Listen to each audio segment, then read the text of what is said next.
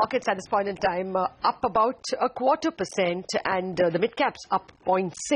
So it's still a rally that's continuing where it left off yesterday, and that's a very nice point to welcome our chief guest and our guest editor for the morning, Adrian Mowat, Chief Asian and Emerging Equity Strategist at JPMorgan. He joins us right here in our studio, and he will be the guest editor for the next 1 hour, firing questions at some of the companies he tracks and some of the companies which will give us an idea of where the economy is. Good morning, Adrian. Good morning. Thank you very much indeed for joining us. You're one person who can look at this rally and say, I told you so.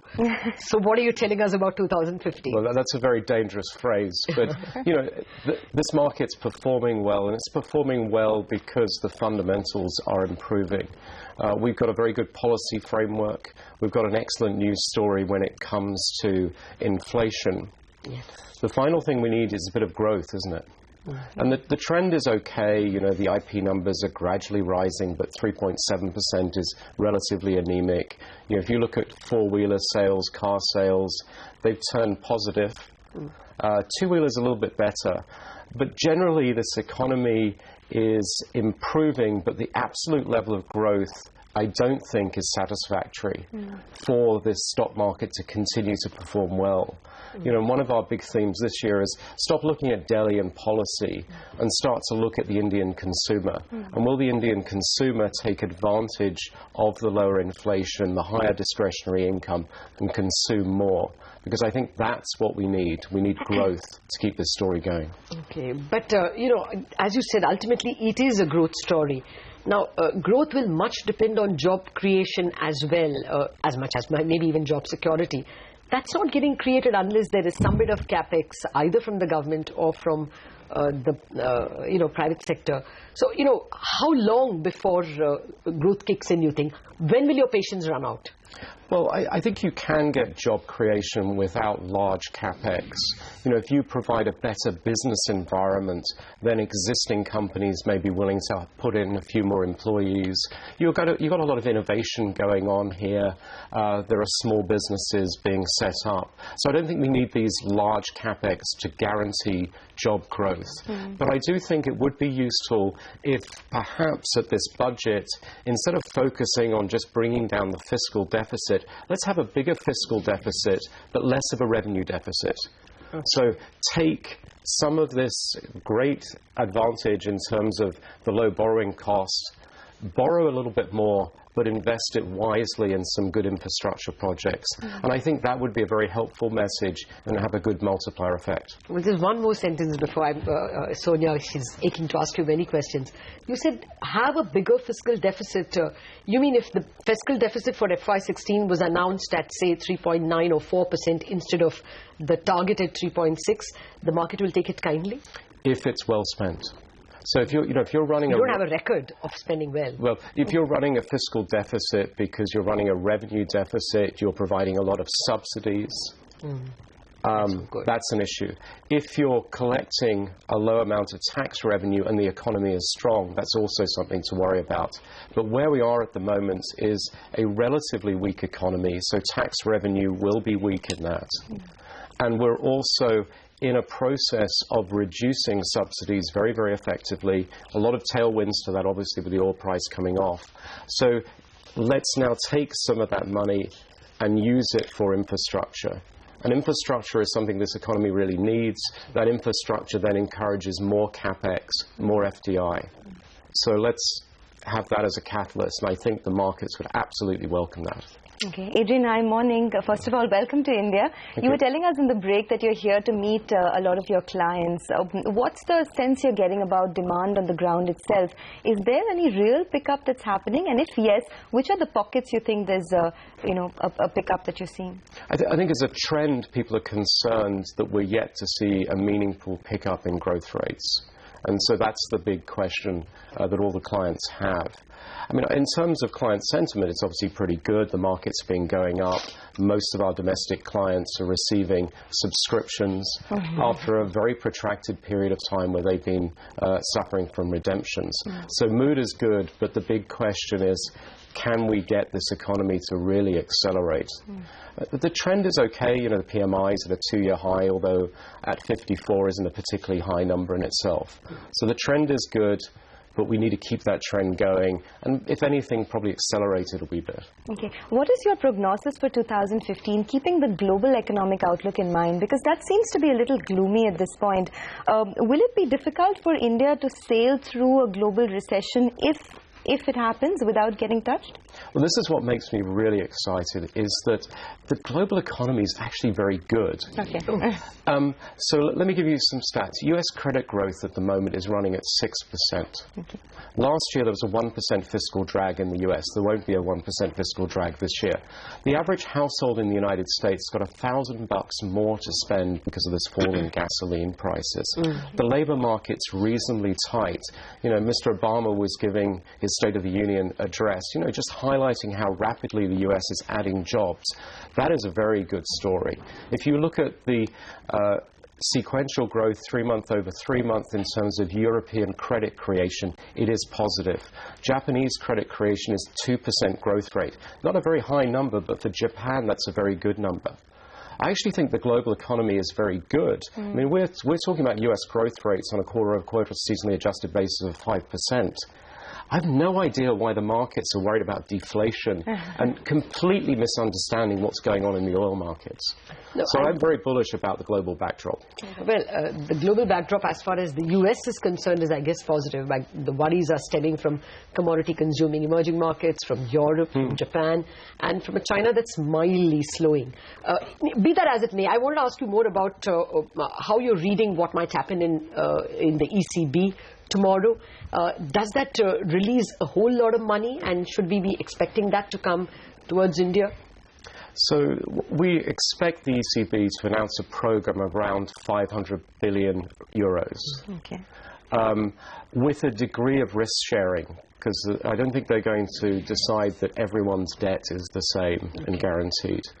So that'll be interesting to see how that works. And it's in the context of that extraordinary decision by the Swiss National Bank. Yes. Which has had some quite serious repercussions. In terms of market expectations, remember, for a protracted period of time we've been seeing dollar strength, euro weakness, yen weakness. So an ECB QE, I think, is well within market expectations. So let's see how it actually affects markets. Maybe the details might do. But I think markets are a wee bit nervous because of what the Swiss National Bank did, which was quite an extraordinary move. Okay. But that should be positive for Europe, isn't it? The fact that the Swiss National Bank is now allowing the euro to depreciate as well. You know, there is going to be more depreciation because of the ECB probably buying bonds. Do you see Europe emerging out and therefore becoming a competitor for funds? Yeah, I'm not sure if there's a big positive impact on Europe with sort of 8 million Swiss having a little bit more money to spend. And I think there's some negative impacts. You know, there's some banks that are going to have some provisions to make because of the problems they've had with their exchange trading accounts. So I don't think that was helpful. I think that's market disruption, makes people nervous. What matters to me in terms of QE and zero interest rates is it working? Is it creating credit? And credit creation is beginning in Europe. But it's very important that we don't just look at the price of money in QE.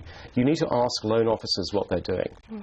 And for a long period of time, the regulatory pressure has been to reduce risk, reduce loans. There's been concerns over bad debts. So loan officers have been the choking point. And it was only in June last year that we began to see the loan officers' surveys turning so that our monetary indicators for Europe were actually turning better.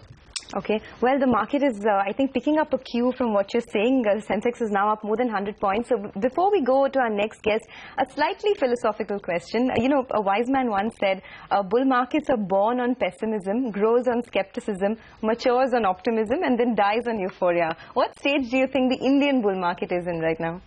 Well, a lot of optimism about policy, skepticism about where is the growth at this point. Okay. Fair enough. Nowhere near the euphoric Nowhere stage. near So the euphoric good. stage. We'll have more questions for you about the levels that you are comfortable with, the valuations, and whether there's a scare already. But obviously, one of the big themes that got unleashed last week was the rate cycle definitely turned. You got the rate cut. How do you play that? Well, I think you play that with near cyclicals like financials. And then you're also looking at the more cyclical sectors. Will they be able to take advantage of these lower rates? So, it's basically going to benefit the whole economy. It's going to help the stock market as these fixed deposit rates continue to decline. And you see the retail investor here looking at how low their equity exposure is, and then subscribing to mutual funds, maybe insurance products, starting to see some inflows. Okay. Well, more questions on that, but an old friend of yours is joining us in this conversation. V. Srinivasan, the Executive Director of Corporate Banking at Axis Bank, joins us, and our guest editor, Adrian Mowat. Srini, good morning. Thank you very much for joining us. Why don't I allow your friend to ask you the first question? So, we're on the subject of interest rates coming down. What is your expectation for how low rates could move in India? Yeah, I think we need to look at it from two dimensions. One, if you look at market-oriented rates, which is, say, the risk-free rate in terms of government securities as well as corporate bonds, I think that's been pricing in rate cuts for some months right now. And the rate cut is just a reinforcement of that. And considering that the governor had said that he would start cutting once he is convinced that there's no looking back, and this is likely to continue for the next at least 6 to 8 quarters in terms of monetary easing stance. We are looking at rates going much lower, at least on the capital market side, that is bonds, whether it's government securities or or corporate bonds. In terms of deposit rates itself, I think it's a function of overall demand. Clearly, if you look at the quarter we are in, which is Q4, you are looking at credit offtake being a lot higher. You are looking at some regulations which are coming in terms of LCR and other issues which have been effective through this quarter. So you are looking at deposit rates possibly not coming down at the same pace as bonds, at least through this quarter. But it should ease, and as we go into the new financial year, you will see this easing sort of gain further momentum, and lending rates would follow. So you are looking at overall bond yields at least going at least another 50 to 75 basis points lower over the course of the cycle. Okay. Actually, Srini, when do you see the first base rate cuts by the big boys? I mean, 1 or 2 smaller banks have cut, but the top 5, when will you all cut? As I said, it's a function of cost of funds, and we've got to see how deposit rates behave. I think as of now, deposit rates have been sticky at levels. Exactly. Why aren't you cut levels? Exactly. Why aren't you all cutting deposit rates then? Or when will you cut? As I said, this is a quarter in which credit offtake is higher, bank loans tend to be higher than any of the previous quarters, and therefore need for liquidity for the banks itself is higher. So it is going to be a function of what is the liquidity needs of the bank and how exactly they're going to finance it. So to follow on, Srini, there is concern out there that India needs to accelerate the pace of deposit growth. Do you think that's part of the story here, that it is quite difficult to push down deposit rates when we will need a fair amount of deposit growth in order to have the lending growth in an economy that might grow at 7% would need? I agree. I think if you look at even what the monetary easing has done is, if you look at bonds as well as CDs, their rates are much lower than deposit rates. With the result that you are finding it difficult to borrow through other instruments, and deposits tend to be a favored instrument on the part of retail customers, and banks need that liquidity, and we are trying to make sure our deposit growth keeps pace. The big thing has been that credit growth has been fairly lackluster over the first 3 quarters, and to that extent need for liquidity and deposits has been lower. But if that starts ticking up, the banks would need the liquidity, and deposits need to keep pace. Deposit growth needs to keep pace with that, and in that background, whether deposit rates can come off sharply is a moot point. If we move on to the subject of asset quality, what trends are you seeing? And are you seeing a change in the behavior of the PSU banks because of their concerns around asset quality? I think it is just not PSU banks. I would think the entire system has, to some extent, been fairly conservative and cautious in terms of incremental lending. The fact that the investment demand has not yet arrived is one point, but even otherwise, I think the system is going to be fairly cautious and conservative in terms of stepping up lending, in terms of slightly, whether it's projects or slightly lower rated assets. I think it's going to take some time. So actually, Srini, put some numbers to the trends that you pointed out. Where would you see, for instance, the 10-year? Or, okay, how many rate cuts do you see in 2015? Where would you see the 10-year by December? And where would you see your deposit rates by December? How many cuts? Lata, it's... I mean, ballpark numbers, obviously. Anyone's guess. Now, what I'm saying is I think you should see policy rates going all the way down to around 7%. I think that is what I would expect over the course of the next 3-4 quarters. And yeah, 10-year around 7-quarter, at least on a one-touch basis, is not ruled out.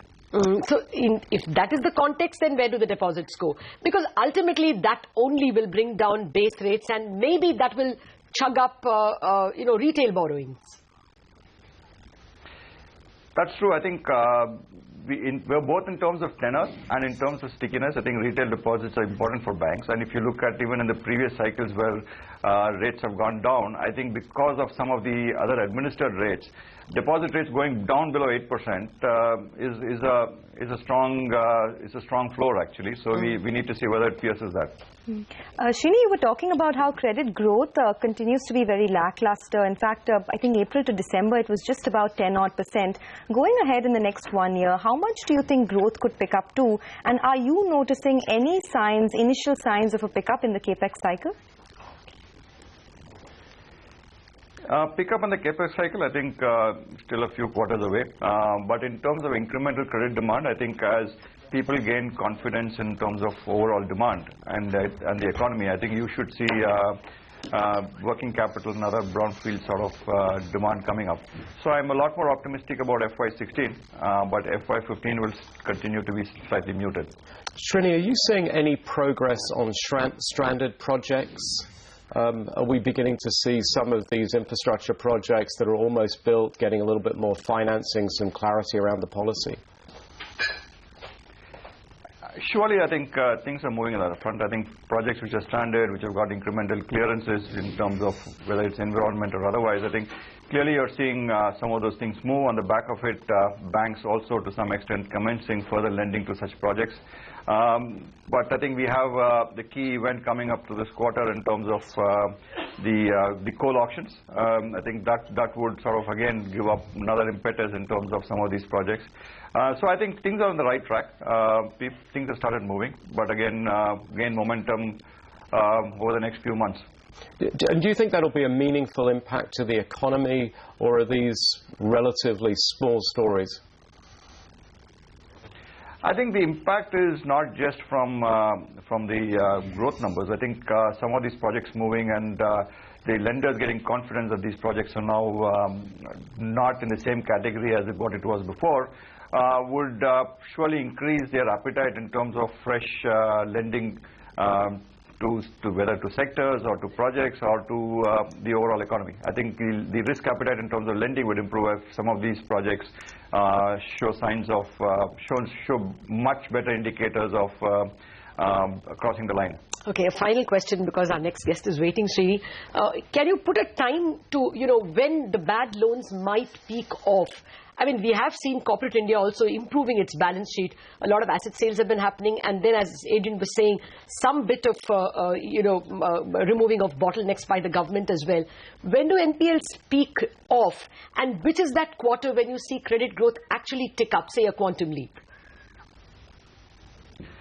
No, I think in terms of NPLs peaking, I think incremental additions to NPLs have been fairly at the same level as before for the last few quarters. I don't think so you can say that they are still peaking higher. I think that trend is likely to continue and to some extent sort of wear off as we go into the next financial year.